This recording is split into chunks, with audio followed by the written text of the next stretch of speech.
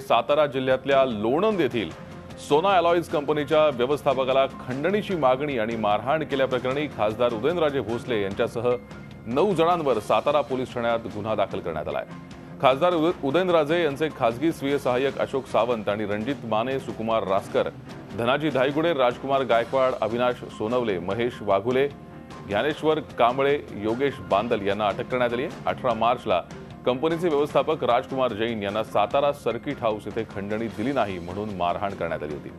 सातारा शहर पोलीस ठाण्यात गुन्हा दाखल करण्यात आला आहे। अधिक माहिती घेऊयात, आमचे प्रतिनिधी विकास भोसले सध्या आपल्या संपर्कात आहेत। विकास, काय अधिक माहिती आहे? हा भूषण सर, जे लोणंद एमआयडीसीतील जी सोना अलॉयज कंपनी आहे, या कंपनीच्या व्यवस्थापकाला मारहाण केल्याप्रकरणी याचबरोबर खंडणी मागितल्या प्रकरणी उदयनराजे भोसले यांच्यासह 9 जणांच्यावर गुन्हा दाखल झालेला आहे। आणि आता सध्या सातारा शहर पोलीस स्टेशनच्या समोर उदयनराजे समर्थकांची मोठी गर्दी जमलेली आहे आणि याबाबत पोलीस पूर्णपणे चौकशी करतात। स्वतः जिल्हा पोलीस प्रमुख स्वतः सुद्धा तिथे जातीन हजर आहेत।